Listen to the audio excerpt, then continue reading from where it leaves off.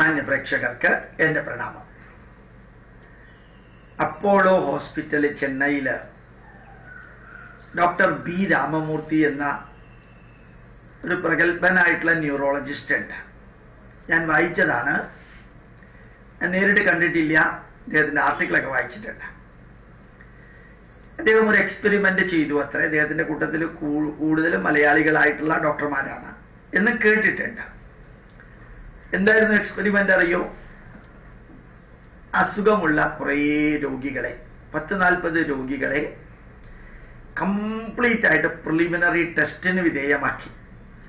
EEG എടുത്തു, ECG എടുത്തു, അതേപോലെ ബ്ലഡ് എല്ലാം എടുത്തു. Blood analysis, saliva analysis, urine analysis എല്ലാം ചെയ്തു. അത് കഴിഞ്ഞിട്ട് അവരൊരു മുറിയിലിരുത്തി. അവരോട് ഇതൊന്നും പറഞ്ഞില്ല കേട്ടോ. അവരെ ഡോക്ടറെ അടുത്ത് കൊണ്ടുവന്നു.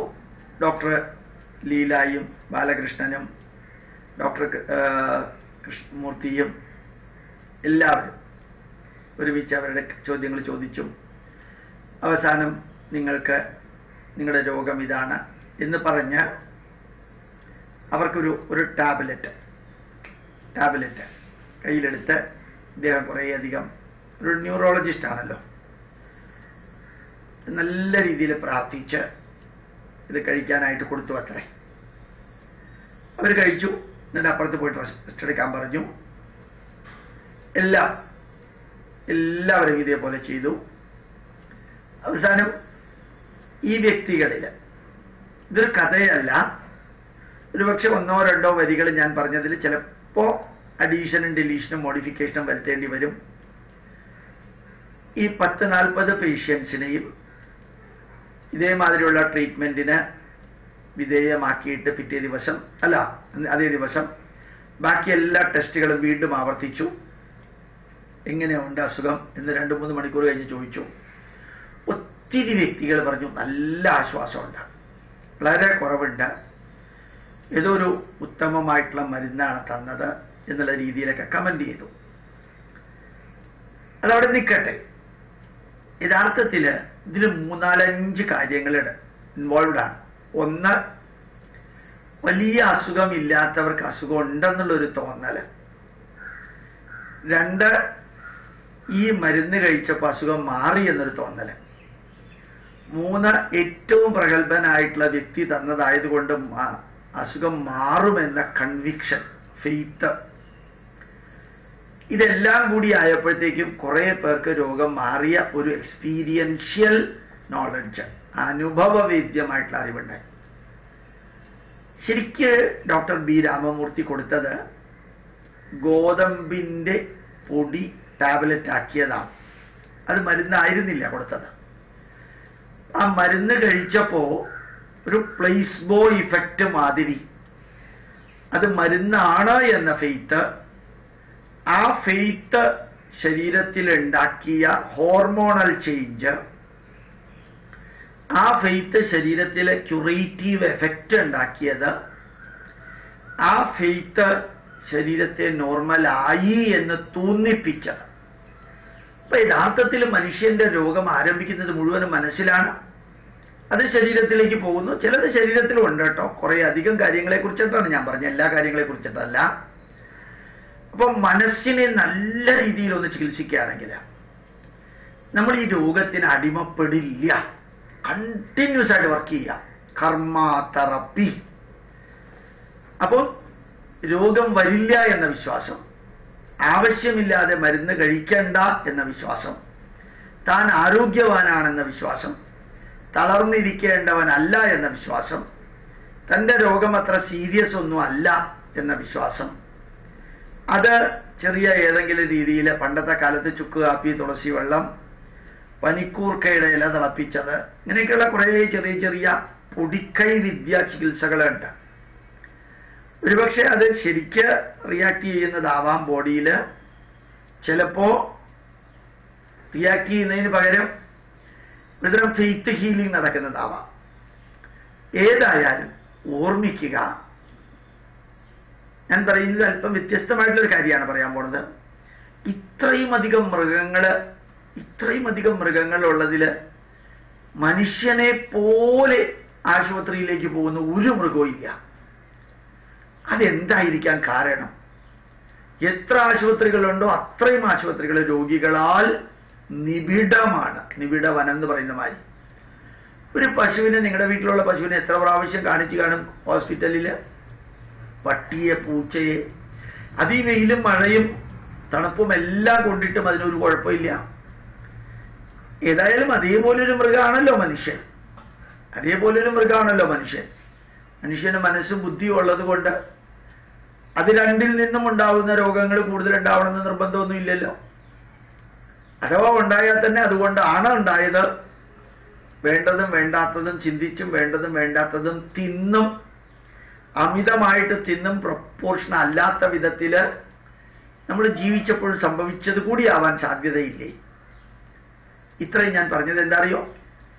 രോഗമുണ്ട് എന്ന ധാരണ ഇന്റൻസിഫൈ ചെയ്യാതിരിക്കാൻ ശ്രമിക്കാം. വേണ്ടതിനും വേണ്ടാത്തതിനും മരുന്ന് കഴിക്കുന്ന സ്വഭാവം ഒഴിവാക്കാം. കുറേ പ്രകൃതിയുമായിട്ട് ഇഴുകിച്ചേർന്ന് ജീവിക്കാം. കുറച്ച് നല്ല ട്രഡീഷണൽ ആയിട്ടുള്ള മോഡേൺ ഡോക്ടേഴ്സിനെ ഉപദേശം തേടിയതിന് ശേഷം സ്പെഷ്യലിസ്റ്റിനെ കാണാം. നല്ല രീതിയിൽ വർക്ക് ചെയ്യാം. അവനവന് സ്വന്തം എൻ്റേത് ഞാന് എന്ന ഭാവം, ആ ഭാവത്തിൽ പ്രവർത്തിക്കാതെ എല്ലാം നല്ല രീതിയിൽ എന്ന് പറഞ്ഞ് യജ്ഞാർത്ഥാത് കർമ്മണോന്യത്ര ലോകോയം കർമ്മബന്ധന, യജ്ഞഭാവത്തിൽ പ്രവർത്തിക്കാൻ ശ്രമിക്കാം. നമ്മൾ കാഷ്വലായിട്ട് എടുക്കാൻ ശ്രമിക്കാം. ഞാൻ ആലോചിക്കാറുണ്ട്, എൻ്റെ മകൻ 7 ദിവസമായിട്ട് ഇപ്പൊ എൻ്റെ വീട്ടിലുണ്ട്. അവൻ പല കാര്യങ്ങൾ അത്ര സീരിയസ് ആയിട്ടൊന്നുമല്ല എടുക്കുന്നത്, വളരെ കാഷ്വലായിട്ട് എടുക്കാറുണ്ട്. എനിക്ക് അത്ഭുതം തോന്നാറുണ്ട്. ചിലത് ഇഗ്നോർ ചെയ്യാറുണ്ട്. അത് നെഗറ്റീവ് ആണ് താനും. ആ നെഗറ്റീവ് ഇഗ്നോർ ചെയ്യുന്നതിലുള്ളതിനേക്കാളും പോസിറ്റീവ് ആവശ്യമില്ലാത്തതിനെ കുറിച്ചൊന്നും വറി ചെയ്യാറില്ല, ബോധർ ചെയ്യാറില്ല. 10 രൂപ കൂടുതൽ നഷ്ടമായി, പോട്ടെ, അത് അവർക്ക് ഇരുന്നോട്ടെ. അല്ലെങ്കിൽ ഈ ക്വാളിറ്റി സാധനം ശരിയായില്ല, പോട്ടെ, അടുത്ത പ്രാവശ്യം ശരിയാക്കാം. നീ എന്താ ഇത്ര വൈകി എണീറ്റത്? ഞാൻ കിടന്നപ്പോൾ 2 മണിയായി, അതുകൊണ്ട് വൈകി എഴുന്നേറ്റു. ഇത് ആവശ്യമില്ലാത്ത സീരിയസ്നെസ് ഇല്ല എന്നാണ് ഞാൻ പറഞ്ഞത്. ആവശ്യമുള്ളതിന് സീരിയസ്നെസ് ഉണ്ട്. ഞാൻ ചിലപ്പോൾ വിചാരിക്കാറുണ്ട്, നമ്മളാണ് ഈ വേണ്ടതിനും വേണ്ടാത്തതിന് ഇങ്ങനെ ടെൻഷൻ എടുക്കുകയും വളരെ ഓവർ സീരിയസ് ആവുകയും ചെയ്യുന്നത്. അതൊക്കെ കുറേ കാര്യങ്ങൾ സില്ലി ആകണമെന്നോ കെയർലെസ് ആകണമെന്നോ അർത്ഥത്തിലല്ല ഞാൻ പറഞ്ഞത്. വളരെയധികം ടെൻഷൻ എടുക്കേണ്ട കാര്യമൊന്നുമില്ല. Things will move on it's on way, we are only supporting. ആ രീതിയിൽ ഇപ്പൊ പ്ലേസ്ബോ എഫക്റ്റ് എന്ന് പറഞ്ഞാൽ മരുന്ന് കൊടുക്കാതെ മരുന്നിന്റെ എഫക്റ്റ് ഉണ്ടാക്കാൻ സാധിക്കാം. വിശ്വാസം, ഫെയ്ത്ത്, അത് നമ്മുടെ രോഗത്തെ ഇല്ലാതെയാക്കാം. അത് തന്നെ നമ്മുടെ രോഗത്തെ വരുത്താനും കാരണമാവാം. ഇങ്ങനെയുള്ള കാര്യങ്ങളൊക്കെ ഒന്ന് ചിന്തിക്കാം. വളരെ കാഷ്വലായിട്ട് ജീവിക്കാൻ ശ്രമിക്കാം. എന്നാൽ സീരിയസ്നെസ് വേണ്ട സ്ഥലത്ത് അതേ രീതിയിൽ അവനവനെക്കുറിച്ചും അവനവൻ്റെ ഇതിനെക്കുറിച്ചും മാത്രം ചിന്തിക്കുന്നത് ഒഴിവാക്കാം. അതിനെക്കുറിച്ച് മാത്രം ചിന്തിക്കുക എന്നുള്ളത് ഒഴിവാക്കാം. നാളെ എന്ത് സംഭവിക്കും, മറ്റന്നാൾ എന്ത് സംഭവിക്കും, അത് സംഭവിക്കുമ്പോൾ സംഭവിക്കട്ടെ, അപ്പം നമുക്ക് ആലോചിക്കാം. അല്ലാതെ ഞാനില്ലെങ്കിൽ ഇവർക്ക് എന്ത് സംഭവിക്കും, അങ്ങനെയൊന്നുമില്ല. അവരില്ലെങ്കിൽ എനിക്ക് എന്ത് സംഭവിക്കും, അതും അത്ര സീരിയസ് ഒന്നുമില്ല. ഇതൊക്കെ പ്രകൃതിക്ക് പ്രകൃതിയുടേതായിട്ടുള്ള നിയതിയുണ്ട്, ഡെസ്റ്റിനി നമുക്കുണ്ട്. ആ രീതിയിൽ ഒന്ന് ജീവിക്കാൻ ശ്രമിക്കാം.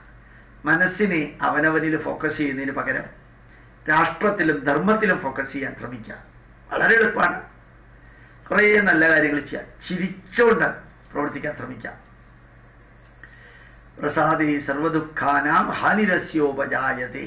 സന്തോഷമായിട്ടുള്ളൊരു മുഖം ഉണ്ടാവാം. പ്രശ്നങ്ങൾ വരും, പ്രശ്നങ്ങൾ പോകും. നമ്മളും വരും, നമ്മളും പോകും. നമ്മുടെ കസേരയും വരും, കസേരയും പോകും. സിസ്റ്റം ഇതേപോലെ തന്നെ നിൽക്കും.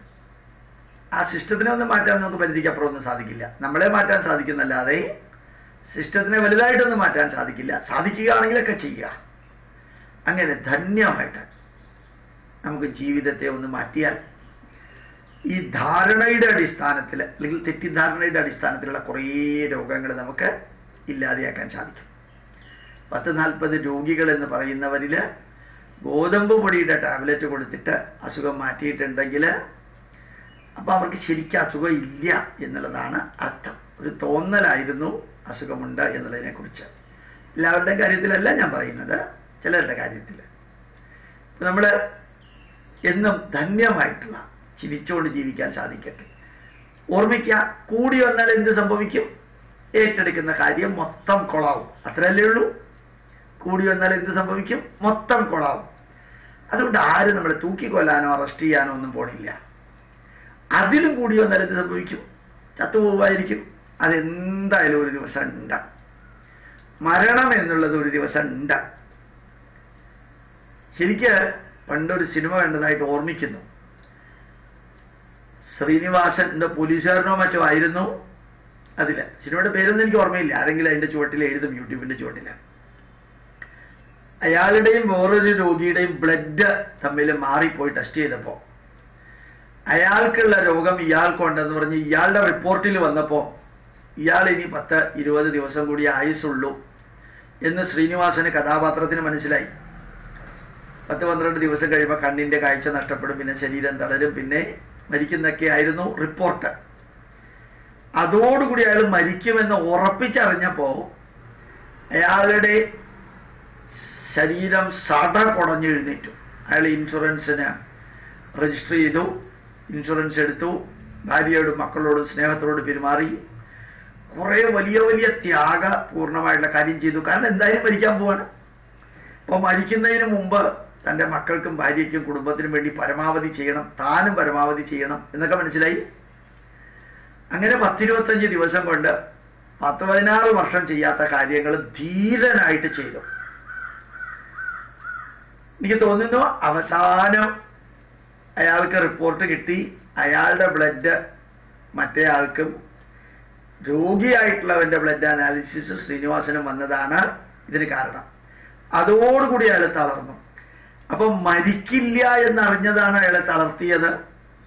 മരിക്കുമെന്നറിഞ്ഞത് അയാളെ വളർത്തുകയാണ് ചെയ്തത്, അയാളെ ഊർജ്ജസ്വലനാക്കുകയാണ് ചെയ്തത്. നല്ല കഥയല്ലേ ഇത്? നല്ല സിനിമയല്ലേ? മലയാളത്തിൽ എത്ര കാര്യങ്ങൾ ആ സിനിമയിൽ പഠിക്കാനുള്ള അറിയോ? കണ്ണൂർ ജില്ലാ കളക്ടർ പറഞ്ഞ മാതിരി, അയാൾ ആന്ധ്രാക്കാരനാണ്. I never watch any Telugu movie and I never miss any Malayalam movie. മലയാളത്തിൽ ധാരാളം നമുക്ക് പഠിക്കാനുണ്ട്. ഇപ്പോൾ നമ്മുടെ ബി രാമമൂർത്തിയുടെ പ്ലേസ് ബോയ് എഫക്റ്റും രോഗമുണ്ടെന്നുള്ള ധാരണ കുറേയൊക്കെ തെറ്റാണെന്നുള്ള തെളിയിക്കലും എല്ലാം നമ്മുടെ ജീവിതത്തിൽ കുറേ കൂടി പോസിറ്റീവായിട്ട് ചിന്തിക്കാൻ, ഇന്നലെ വരെ ചിന്തിച്ചതിൽ നിന്ന് വ്യത്യസ്തമായിട്ട് ചിന്തിക്കാനും പ്രവർത്തിക്കാനുള്ള അവസരം നൽകട്ടെ. പ്രണാമം, നമസ്കാരം.